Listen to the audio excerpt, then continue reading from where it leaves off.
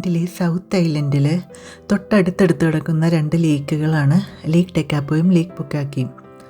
അപ്പോൾ ഇന്നത്തെ യാത്ര നമ്മൾക്ക് ലേക്ക് ടെക്കാപ്പോയിലേക്കും ലേക്ക് പുക്കാക്കിയിലേക്കും ആട്ടോ. അപ്പോൾ കണ്ടോ, ഇത് വളരെ ഭംഗിയുള്ളൊരു സ്ഥലമാണ്.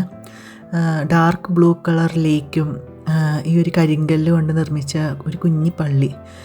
കഷ്ടിച്ചൊരു 25 ആളുകൾക്ക് ആ പള്ളിയിൽ ഒരേ സമയം ഇരിക്കാൻ സാധിക്കുകയുള്ളൂ.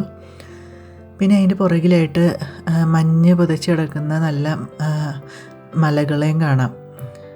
അപ്പോൾ ഇത്രയും ബ്യൂട്ടിഫുൾ ആയിട്ടുള്ളൊരു പ്ലേസാണ് ലേക്ക് ടെക്കാപ്പോ.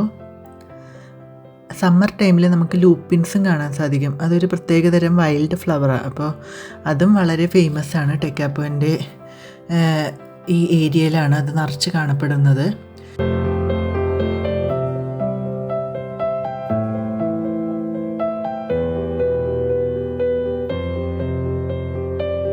ഇവിടുത്തെ വേറൊരു പ്രത്യേകതയാണ് ഇങ്ങനെ ഗാലക്സി വളരെ ക്ലിയറായി കാണാനും സാധിക്കും.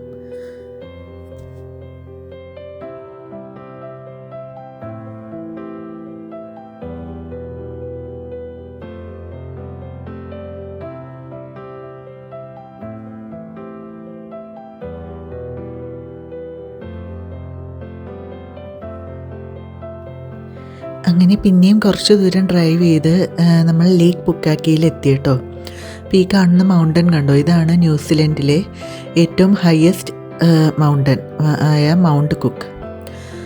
ഇതിപ്പോൾ വിൻ്റർ ആയതുകൊണ്ട് തന്നെ മൗണ്ട് കുക്ക് മൊത്തം മുകൾ ഭാഗം മൊത്തം മഞ്ഞ് മൂടി കിടക്കുന്ന ഒരു ടൈമാണ്. ഈ മൗണ്ടൻ കംപ്ലീറ്റ് ആയിട്ട് സ്നോ മൗണ്ടൻ പോലെ ഫുൾ ആയിട്ട് മഞ്ഞ് മൂടുന്ന ടൈമാണ് വിൻ്റർ.